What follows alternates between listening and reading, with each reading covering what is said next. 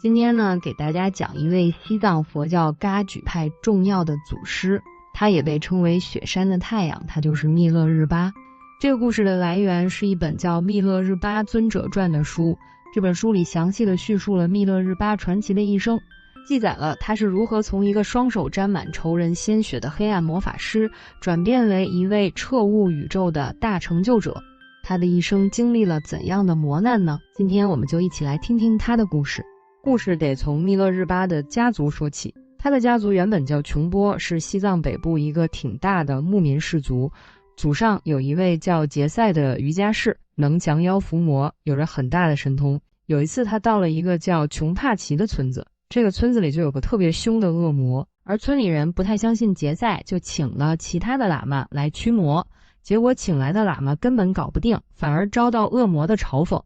这时候就有人说，要不就让杰赛试试吧。村民们也是觉得没别的办法了，就请来了杰赛驱魔。杰赛一到那恶魔跟前就大喝一声，我琼波杰赛来了，我要吃你的肉喝你的血，说着就往前冲。那恶魔吓得是魂飞魄散，就尖叫着说，密勒爸爸呀，我一直都是躲着您走的，您就饶我一命吧。杰赛就让他发誓再也不害人，然后把他打发走了。从此以后大家都叫他密勒，这个词就是了不起的人或者是真汉子的意思。然后杰赛就把密勒当成了家族的姓氏。后来杰赛就有了一个儿子，这个儿子又生了俩儿子，其中一个叫密勒多顿森格，他也生了个儿子叫密勒多杰森格，意思是金刚狮子。这位金刚狮子是个玩骰子的高手，赢了不少钱，但是有一次他遇到了一个骗子，就把密勒家所有财产输掉了。后来他的家族就只能离开家乡，来到了一个叫加俄查的村子定居。他的父亲多顿森格就靠着给人家念经做法，给小孩驱邪，挣了不少供养钱。而多杰森格也开始做生意，父子俩就又积累了大量的财富。这时多杰森格娶了当地一个姑娘，生了个儿子，取名叫密勒斜绕坚赞。这位就是密勒日巴的父亲。到了斜绕坚赞这一代，密勒家族已经是非常富有了，有大片的土地和富饶的庄园，也盖了那种非常气派的房子。而在老家那边呢，多杰森格的侄子，也就是后来密勒日巴的叔叔，他听说密勒父子在加俄查发了财，名声很大，带着老婆孩子还有他妹妹就一起搬到了加俄查来投奔他们。在大约1040年的时候，密勒日巴就出生了，因为当时密勒日巴的父亲正在外做生意，是通过信件的方式得到的喜讯，然后就给他取名为文喜。在文喜4岁的时候，母亲又生了一个女儿，取名为贡吉，小名叫白达，所以大家就叫她白达贡吉。据说呢，她妹妹的头发是金黄色的，她自己的头发是绿松石色的，估计是形容头发又黑又亮吧。在当时他们家已经是附近的首富了，农民给他们家干活，甚至连贵族都巴结他们，所以密勒日巴从小就是个标准的富二代。可是命运无常，大概在密勒日巴7岁那年，家里就出了变故，他父亲得了一场重病，医生们都说已经没救了，就放弃了治疗。他自己呢也明白时日无多，于是就叫来了所有的亲戚朋友和有名望的邻居，当着他们的面立下了一份详细的遗嘱，确保儿子以后能继承家产。遗嘱的大概内容就是说，他的病很严重，活不久了，但是他儿子和女儿还小，就把2个孩子托付给他的弟弟和妹妹，也就是从老家投奔来的密勒日巴的叔叔和姑姑来照顾，而所有的家产呢也都交给他们俩保管，直到密勒日巴长大成家后再还给密勒日巴。然后又给密勒日巴指定了一门亲事，长大后娶一个叫杰赛的女孩为妻。交代完后事没多久他就去世了。办完丧事后，密勒日巴的叔叔和姑姑就说，我们可是至亲啊，是肯定不会亏待你们母子的，我们就先帮你保管这些财产。然后他们俩就一人一半把密勒日巴家的财产给分了。可是没过多久，叔叔和姑姑就翻脸了，也不承认有遗嘱这回事儿。密勒日巴家的财产是一点儿也没给娘仨留，甚至还把他们当奴隶使唤，给叔叔家干活才能给口饭吃。他的传记中写到，当时吃的是狗食，干的是驴活，穿的是破布条，然后娘仨也是面黄肌瘦，原本漂亮的头发也长满了虱子。周围有些心善的邻居看到他们的遭遇，背地里也是没少骂这叔叔和姑姑，就说他的姑姑是杜姆塔真，意思就是跟老虎一样的女魔头。此时真正帮助他们的也只有杰赛的父母，就是跟密勒日巴订娃娃亲的那家人，他们就给密勒日巴送来了新靴子和新衣服，还安慰他说别因为暂时的没钱就觉得自己穷，财富就像草地上的露水，转瞬即逝，你家祖上也是后来才富起来的，好日子一定会来的。当时密勒日巴母亲有块陪嫁田，虽然很小，但这地收成还不错，他的舅舅一直种这块地，他就把这个收成偷偷存起来。到了密勒日巴15岁的那年，他的舅舅用卖粮食的钱办了个宴席，要帮他们娘仨讨回遗产。密勒日巴的母亲请来了他的叔叔姑姑，还有一些近亲好友和邻居，都是些知道他父亲遗嘱的人。席间呢，密勒日巴的舅舅是当众宣读了遗嘱的内容，紧接着密勒日巴的母亲就说，遗嘱的内容在座的长辈应该就都清楚，这些年也是多亏叔叔姑姑费心照顾我们母子，现在我儿子和杰赛都长大了，打算成家，所以恳请二位把当年托付给你们的财产还给我们，让我儿子娶杰赛过门，然后遵循遗嘱继承家业。可是到手的肥羊怎么能送出去啊？叔叔姑姑就反驳说，你们哪来的财产？当年你丈夫活着的时候，房子土地和牛马都是向我们借的，现在是物归原主，你那份遗嘱是谁写的？我们怎么不知道呢？我们好心收留你们娘仨，没让你们饿死，已经够仁慈了，还想要我们的财产，然后又说你们现在住的房子也是我们的，都给我滚出去。说完还打了密勒日巴的母亲一巴掌，然后就离开了宴席。密勒日巴和妹妹看着眼前发生的事儿也是没办法，就只能哭。他舅舅忌惮叔叔家的势力，也是不敢动手。这场宴席结束后，密勒日巴的母亲不停地哭，他的舅舅和杰赛的父母就留下来安慰他说，哭也没用，现在应该送你儿子去学门手艺，你和女儿跟我一起住，帮我干点活，总得找点事儿做。而此时密勒日巴母亲心中已经点燃了复仇的怒火，他就对密勒日巴说，你必须去学最厉害的巫术，学习黑魔法，然后把这对狗男女还有那些帮他们说话的亲戚们都杀死，你要是做不到，我就死在你面前。密勒日巴听着母亲近乎疯狂的要求，一开始是拒绝的，但是奈何母亲是以死相逼，就答应了母亲的要求。为了让他学黑魔法，他母亲把那块陪嫁田卖了一半，用卖地的钱买了一块叫闪亮大星的绿松石，一匹叫无拘雄狮的白马，还有2大捆染料和2大包红糖。就这样，密勒日巴就踏上了复仇之路。他是一路走一路打听，终于得知在亚龙的绝波有一位喇嘛名叫拥顿却杰，意思是恐怖的胜利者，特别擅长符咒和厉害的诅咒。于是密勒日巴就在绝波见到了拥顿喇嘛。密勒日巴把他所有的金子和绿松石都供养给了他，然后说，我把我的身语和意也都供养给您，求您发发慈悲，传给我最厉害的咒语。大概过了1年，密勒日巴只学到了一些让天地冲撞的咒语，还有些杂七杂八的口诀和用处不大的法术。拥顿喇嘛根本就没有教他最厉害的法术。密勒日巴知道自己现在学到的东西根本不能复仇，然后来到拥顿喇嘛面前，就把他父亲去世后叔叔姑姑怎么欺压他们，让他们陷入苦难的事儿都告诉了拥顿喇嘛，然后说想要复仇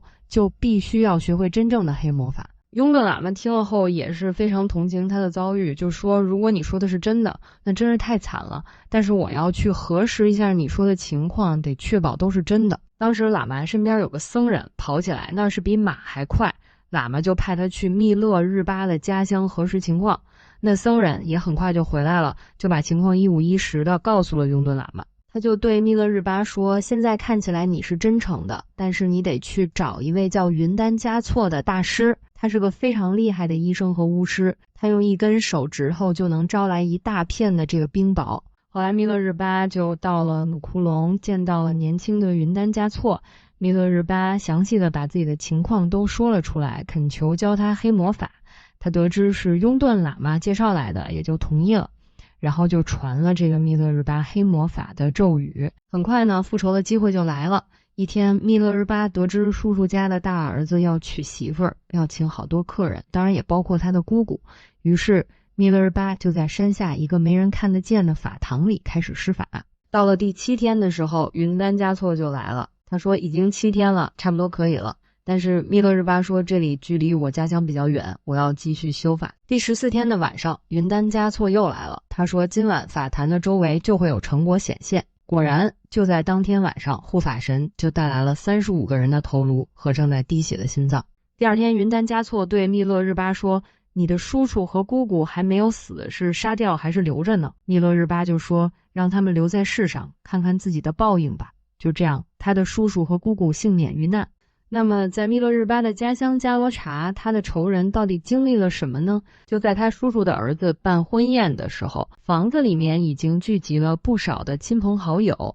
密勒日巴的叔叔和姑姑呢，就恰巧在院子里商量事儿。而密勒日巴家以前的一个仆人，现在在叔叔家干活。他在去打水的时候，就看到马厩里的马都不见了，反而出现了很多蝎子、蜘蛛和蛇。有一只像牦牛一样大的蝎子，就用爪子把房子的柱子拔了出来，然后房子就塌了。叔叔家的儿子、儿媳和其他客人一共35个人全都被压死了。密勒日巴的母亲得知消息后，赶紧起身跑出去。他看到了仇人家变成了一片废墟，听到村民们的尖叫声，他是又高兴又惊讶，就找了根长棍子，绑上一块破布条，在空中挥舞着，大声喊道，感谢上天，感谢喇嘛，我活了这么久，能看到我儿子带来的这场好戏，真是太痛快了。全村人都听到了他复仇的呐喊，有的人就觉得他做得对，而有些人就觉得太过分了，就说他是魔鬼，要把他抓起来，挖出他的心。年长一些的人就说杀了他有什么用，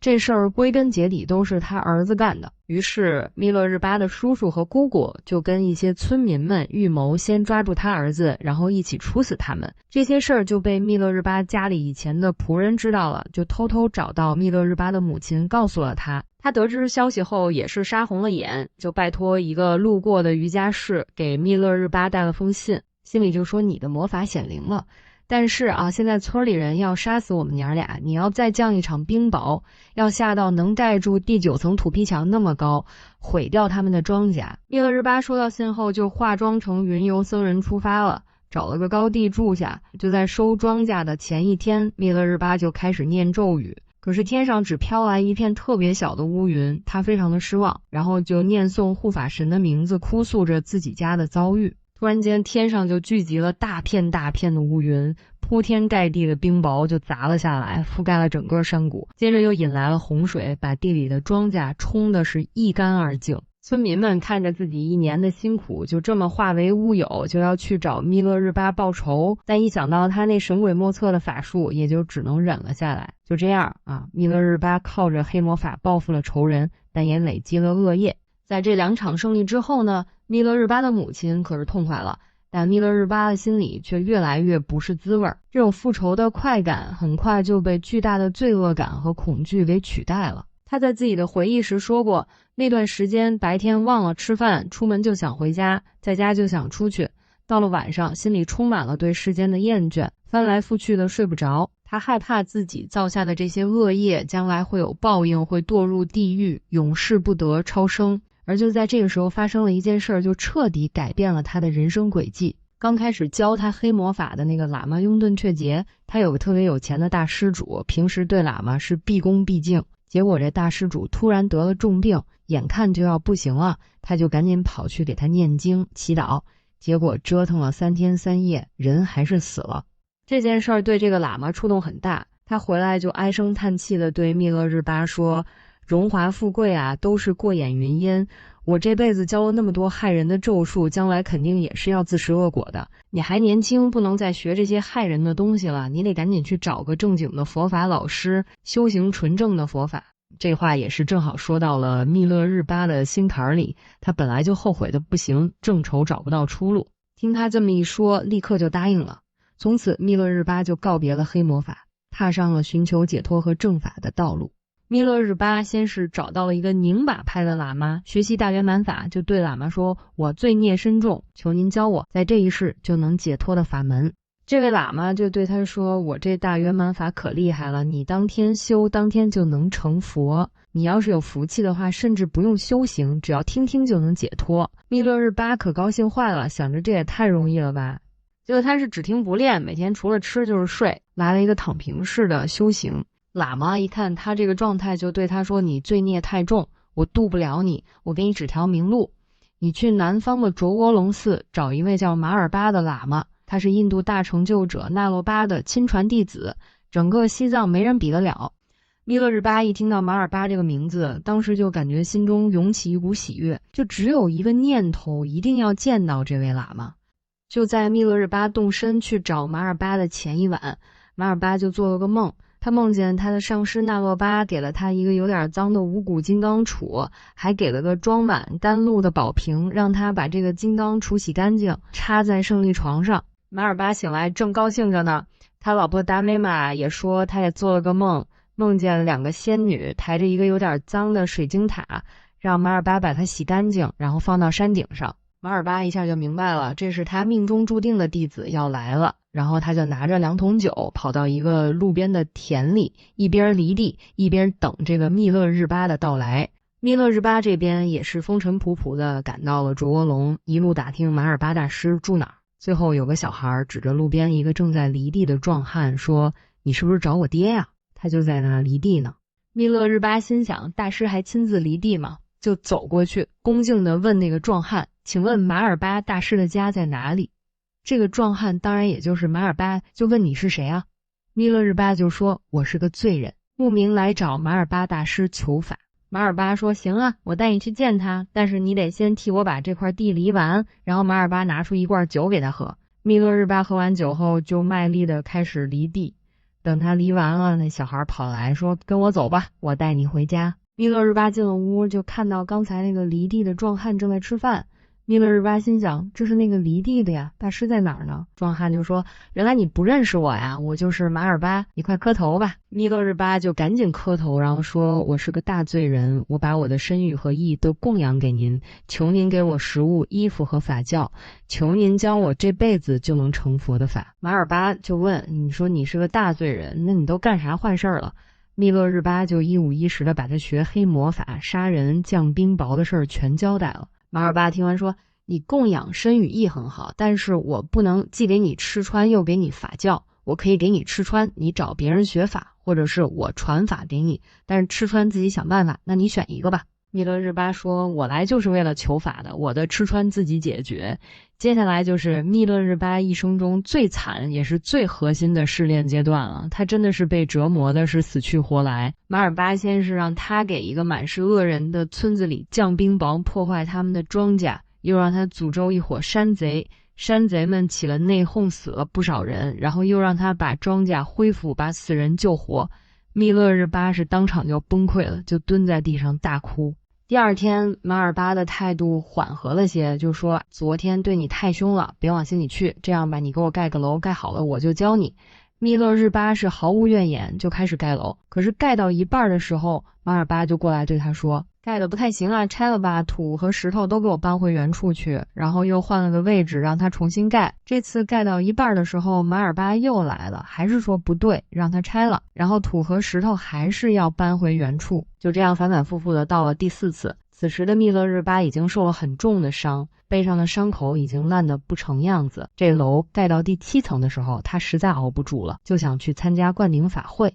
他觉得我盖了这么多楼，总该有资格了吧。马尔巴问他带供养了吗？密勒日巴说：“我给您盖楼了呀，您答应教我的。”马尔巴就说：“你看你盖那破楼还没我胳膊粗呢，就想学我的法，没钱就滚蛋吧。”说完就给了密勒日巴2巴掌，就给扔出去了。密勒日巴是死的心都有了，师母达美满实在看不下去了，他给了密勒日巴一块他私藏的绿松石，对他说：“你拿这个当供养吧，我再替你求求情。”第二天密勒日巴就拿着绿松石就又去了法会，结果被马尔巴发现是师母给的，拿起棍子就要打他。密勒日巴是吓得跳出窗户就跑了出去。这次密勒日巴就彻底绝望了，他就不辞而别，打算去找别的喇嘛。他走到一户人的家里帮人读经，换了点吃的。他读到长提菩萨传的时候，里面讲长提菩萨为了求法把心都挖出来卖了。他一想，我这点苦算什么，马尔巴大师肯定是在考验我呀，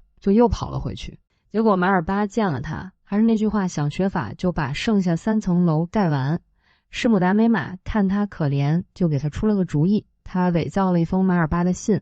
还偷了马尔巴最珍贵的信物，就是一串红宝石念珠和一套法衣。他把这些交给密勒日巴，就对他说，你拿着这些东西就去找马尔巴的大弟子乌克巴喇嘛，就是说马尔巴让你去的，他肯定教你。密勒日巴就去找了乌克巴，这乌克巴喇嘛一看信和信物，就觉得这事儿肯定是真的，就正式给他灌顶，传了他法教。然后密勒日巴就找了个山洞闭关修炼，可是他一点感觉都没有。乌克巴也纳闷了，就说我这法肯定是没问题的，除非你是偷跑出来的。密勒日巴也是吓得不敢说话。就在这时，马尔巴来信了，信上写着，我的楼快修好了，你赶紧给我送点木料来，顺便把那个混蛋也给我带回来。密勒日巴也是不敢继续隐瞒，就跟着乌克巴回到了卓窝龙。再次见到马尔巴后，马尔巴是给他一顿臭骂。密勒日巴当时是万念俱灰，拔出刀子就要自杀。乌克巴死死抱住他，在场的僧人也都吓坏了，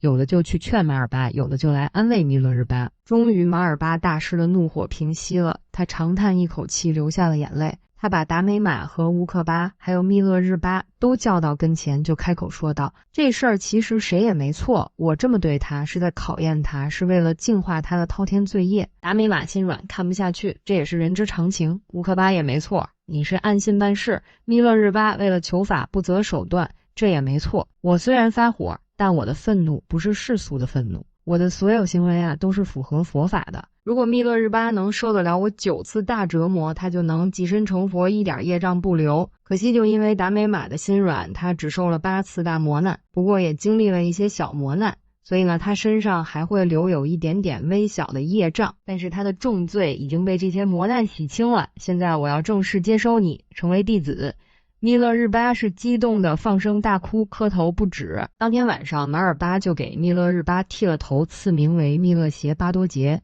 意思是欢笑金刚。